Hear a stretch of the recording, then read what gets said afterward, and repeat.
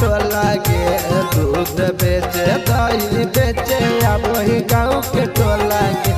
rate अपन लगा के छौड़ी दे जइया घर कोना पर रेट अपन लगा के छौड़ी दे जइया घर कोना पर कौना जिला से बेचल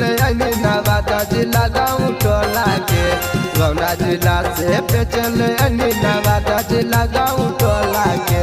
रेट अपन लगा के छौड़ी दे जइया घर कोना पर रेट अपन लगा के छौड़ी दे जइया घर कोना पर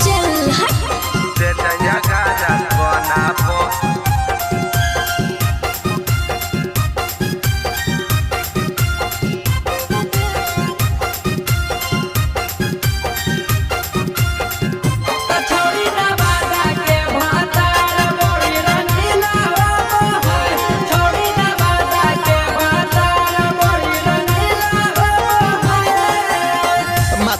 पर रखी के छौड़ी आप वही गाली गाली गे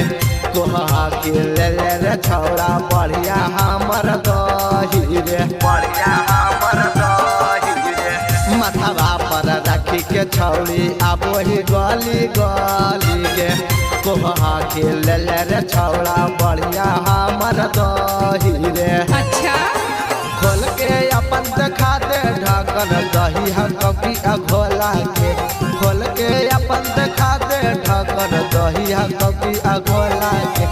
रेट अपन लगा दे के छौड़ी दे जइया घर कोना पर रेट अपन लगा दे के छौड़ी दे जइया घर कोना पर दे जइया घर कोना पर